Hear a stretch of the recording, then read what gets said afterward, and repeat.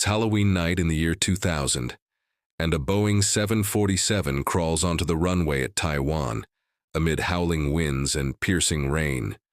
The pilots strained to see out their windscreens as they pushed their four massive engines to take off thrust they have. No idea that just ahead of them, a terrifying surprise awaits. This is the horrifying story of Singapore Airlines Flight 6. Foreign October 31st, 2000. It's Halloween night in Taipei, and the weather was fitting. Typhoon Zhangzhan was fast approaching, and already its outer reaches were beginning to batter the airport. Winds as high as 100 kilometers per hour buffered it. The aircraft on the tarmac as heavy rain pelted the terminal, but safely on board a Boeing 747, operated by Singapore Airlines. 159 passengers from 20 different countries settled in for what was expected to be an uneventful overnight flight. Despite the variety of nationalities on board, most of the passengers were from the United States and Taiwan. 77 of them had actually boarded the aircraft hours earlier in Singapore, while the other 82 had just boarded in Taipei, along with the flight crew. That flight crew consisted of 3 well-rested pilots who had arrived in Taipei 24 hours previously. The captain, Foon Chi Kong, was a Malaysian national, and at 41 years of age, he had over 11,000 flying hours. To his name, he'd been repeatedly assessed by the airline to be an above-average pilot, with colleagues describing him as one of the better pilots at Singapore Airlines. He had also been described as a friendly and approachable person off duty. The only nick in his record was that 13 years.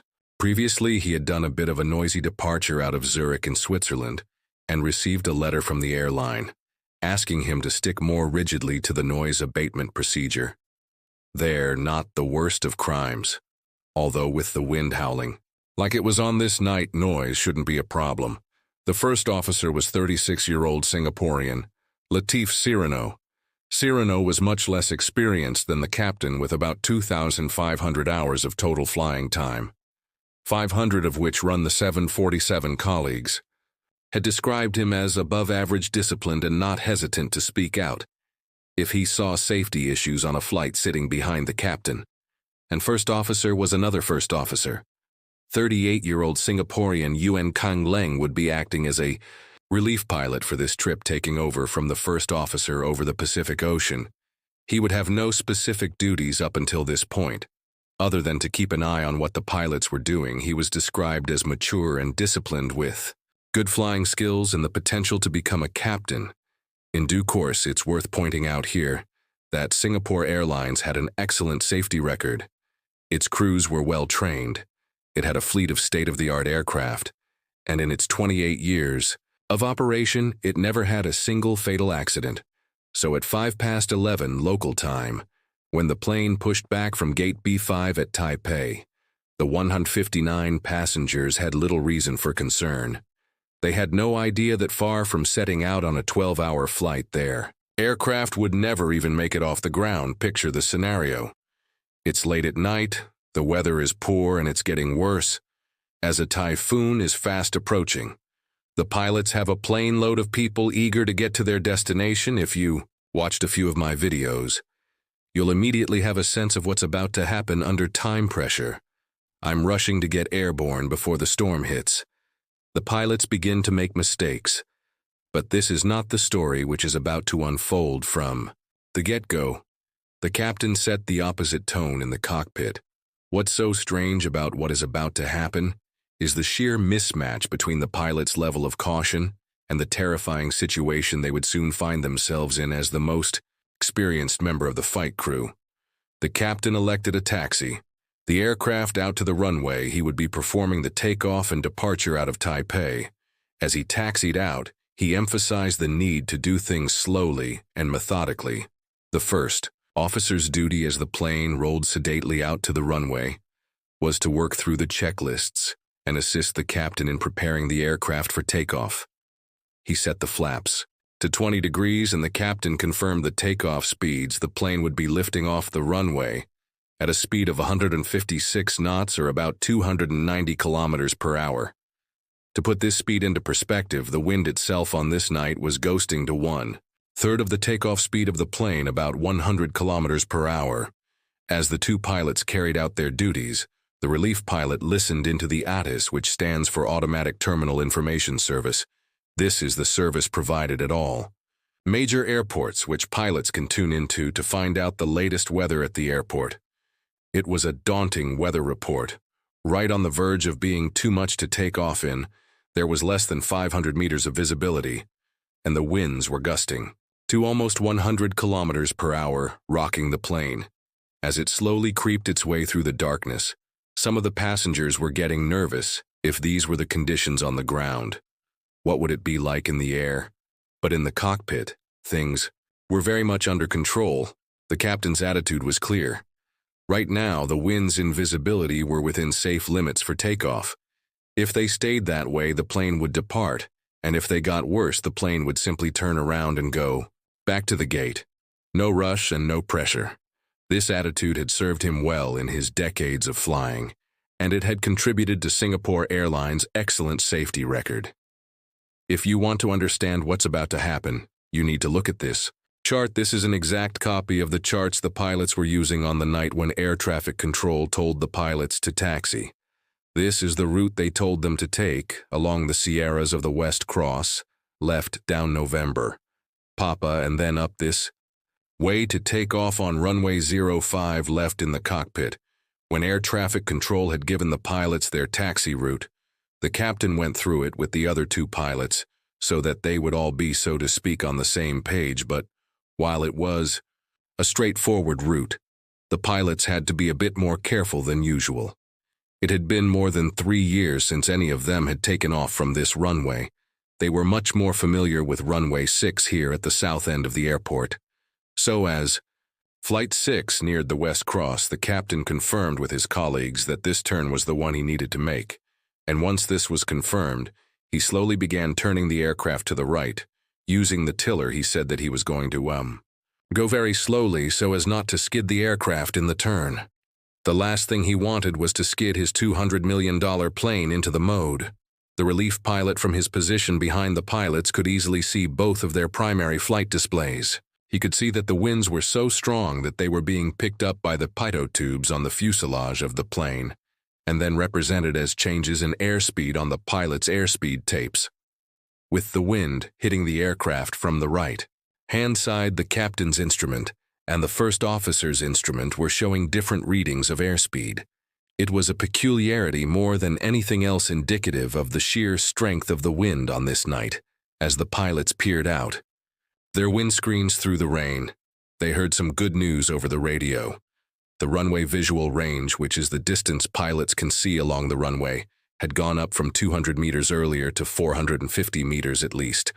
For the moment, conditions were improving. It was beginning to look like they would indeed be taking off when they got to the runway. But still cautious as ever, the captain continued taxiing slowly, at just about 9 knots or 17 kilometers per hour. In a few short minutes, they would reach the runway, while it was looking increasingly likely that the weather would hold up long enough for them to take off. Another problem now reared its head. What if they took off, but then for some reason needed to go back to the airport, only for it to have closed due to the weather worsening? After they had departed previously, they had agreed that if this happened they could go to Hong Kong or Kaohsiung instead. But both of these had now been closed as the Typhoon made its way north, with the storm closing, and their only option was now Taipei. The pilots were hoping that it would remain a viable option as they neared the runway. Despite the conditions, the pilots were calm and methodical. As they discussed the issue, there was no sense of haste or pressure. After a few minutes, the plane had reached the end of the West Cross.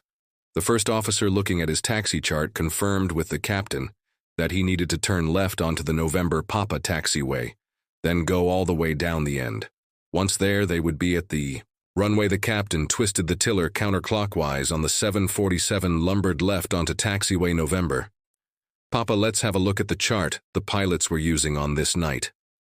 At this time, Taipei's airport was undergoing a significant change. Runway 05 right at the time was in the process of being converted into a taxiway. The reason for this is that it was too short and too narrow to be of much use anymore, given the sheer size of many of the aircraft which now flew into the airport. It'd be much more useful as a taxiway which would run parallel to runway 05. left the airport's longest runway. We'll see why this is so important in a moment. If you've looked out the window of a plane, while at the airport you'll be familiar. With all the different colored lights around the place, there's green taxiway, centerline lights, blue edge lights, white, runway lights, and red approach lights. The color and positioning of these lights is completely intentional, and it's standardized. Across the world there are also markings which can only be found on runways, like these white stripes here known as piano keys, which signify the start of a runway. But what do you do as an airport when you're converting a runway into a taxiway? What you're supposed to do is to change all of the markings and lighting so that they are suitable for a taxiway. But at Taipei this hadn't happened, and so on. Halloween night in the year 2000, as the pilots of Singapore Airlines Flight 6 approached the end of taxiway November, they began to fall prey to a series of psychological and systemic errors which would put them in grave danger. It started at 15 minutes past 11 when the tower controller cleared Flight 6 to line up on the runway. The first officer told the cabin crew to take their seats for takeoff, and he began to read out the before takeoff checklist music as he had his head down in the checklist. The captain was peering through the blackness out the windscreen carefully, following the green lights as they beckoned him onto the runway. He again told his colleagues that he would go slowly. As he turned, the white piano keys would be slippery. The controller couldn't see the aircraft through the heavy rain, and he also didn't have ground radar to see its position. If he had, he would have seen that Flight 6 was not lining up on runway 05 left as he'd instructed them to do, but rather onto runway 05 right. The captain was following the green taxiway, lights which were far closer together in the turn, than on the straight path leading up to runway 05 left. In fact, there were only 4 lights in the 200-meter-long section of taxiway connecting runways 05 right and left. Legally there should have been 16 lights, and as if that wasn't bad enough, one of those 4 lights wasn't working and another was unacceptably dim. In other words, as the captain followed the green lights curving onto runway 05 right, there was very little to tell him that to his left there was another runway lying in the darkness. As the plane lumbered into position, the first officer commented that the PVD had not unshuttered. The PVD, or power visual display, is a unique device installed on the glare shield of some aircraft whose purpose it is to give pilots a visual indication of whether they are drifting off the runway center line during low visibility takeoffs. There was a shutter in front of it most of the time, but when the aircraft detected that it was lining up on the runway, it unshuttered, revealing the barber pole-like PVD. It struck the pilots as odd that this had stayed shuttered after they lined up on the runway. Of course, the reason it had was that they had tuned their navigation radios to the frequency for the runway they were supposed to line up on. Runway 05 left. They were now over 200 meters from that runway, sitting comfortably on what was now becoming a taxiway. What's more, the pilots knew that runway 05 right was being turned into a taxiway, but in the darkness and lured in by the green lights, they simply never questioned whether they were in the correct place. What's more, as they sat poised in the threshold, bright green centerline lights extended into the darkness. That these lights were green instead of white, like normal runway lights, should have given the pilots a clue that they were on a taxiway instead of a runway, but they had already made up their minds that this was the right place. Besides, these lights had been green for the runway's entire history, because it actually originally been a taxiway. Ironically, if the visibility had been worse, the pilots would have been safer. They needed to use the power visual display to take off when visibility was lower than 50 meters, but on this night they could see 500 meters in front of them. That's why, as they lined up, the captain told his colleagues that it didn't matter about the PVD because they could see the runway anyway. So at 16 minutes past 11, the captain put the windscreen wipers on high, switched on the landing lights, and pushed the engines to take off. Thus, the engines roared and the massive aircraft began accelerating down the runway into the darkness. As far as the 159 passengers were concerned, they were now well on their way to Los Angeles. Within a few seconds, Flight 6 was accelerating through 80 knots, about 150 kilometers per hour. The pilots peered through the void ahead of them as Morganway came into view through the fog. But moments later, just as they were about to reach takeoff speed, The terrible truth emerged out of the darkness, sitting right in the middle of the runway. Lit up by the aircraft's powerful lights were bulldozers, excavators, 2 rollers and rows of concrete barriers, the captain shouted out. But it was too late traveling. At 150 knots were about 280 kilometers per hour. The 747 smashed through the concrete barricades and then tore through the construction vehicle's part of the left wing was ripped off along with 3 of the aircraft's engines, sending the plane swerving to the left. The fuel tanks ruptured on a huge fireball ignited enveloping the plane, which split into 3 pieces and then began tumbling down. The runway in a matter of seconds, it was all over the tower. Controllers saw the massive fireball tearing through the darkness and immediately dispatched the airport fire service. Over 400 responders rushed to the scene. They were there within 3 minutes, but for money on board, it was already too late. Music. These pictures taken the day after the accident show the extent of the carnage of the 179 people on board. Only 96 survived, including the 3 pilots. It was the first and only fatal accident in Singapore Airlines history, and the first fatal accident ever involving a Boeing 747-400. But the same question was on everyone's mind. How had an experienced crew made such a basic error in the light of day? The sheer senselessness of the mistake became even more apparent with the correct runway being so clearly in view. Beside the crashed aircraft, this was exactly what investigators focused on. When they began their work immediately after the crash, they found that the pilots were misled by the lighting on the runway, especially considering that their home base was Singapore, where controllers changed the color of the taxiway lighting in front of the pilots to guide them to the runway, instructing them to follow the green. So on Flight 6. Despite the pilots' caution about the weather when it came to navigating to the runway, they reverted to their usual routine of simply following the green lighting to the runway. It didn't help that the closed runway still had its runway markings and bright centerline lights despite not being in use. All of this meant that when the pilots turned onto the runway, they subconsciously ignored all of the information telling them that they were not where they were supposed to be. The unshuttered PVD, the off-center ILS deviation scale, and the green centerline lighting. They became victims of the same psychological bias that has taken so many lives in aviation over the years. Confirmation bias, the tendency to interpret new evidence as confirmation of one's existing beliefs. In this case, there was just enough information telling the pilots that they were in the right place for them to ignore all of the evidence to the contrary. But how do we improve aviation safety when it's vulnerable to such basic flaws in human cognition?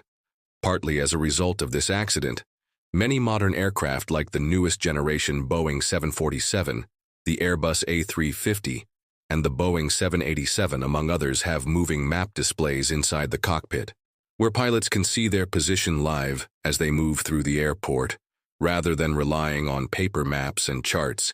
This technology alone would have prevented the crash of Flight 6. Pilots now also receive more training on what's known as threat and error management, which requires that they make a note of the dangers and possible mistakes they may make, as say they taxi out to the runway on Flight 6. If the pilots had discussed the possibility that they might mistake runway 05 right for 05 left, this accident may not have taken place. Also, airports now face more stringently enforced regulations when it comes to signage and lighting. These layers of protection, covering everything from human factors to avionics, have made this kind of accident far less likely. But the crash of Singapore Airlines Flight 6 shows just how unforgiving aviation can be, especially in marginal conditions. Hey, everyone, hope you found that episode interesting. If you'd like to support the channel, the best way to do that, apart from liking and subscribing on the video, is by joining the Patreon. I've put the link to that in the video here as well as in the description below. So if you feel like you're getting something here that you're not getting elsewhere on YouTube, the best way to support the channel is by signing up on Patreon. Otherwise, I'll see you soon for the next episode.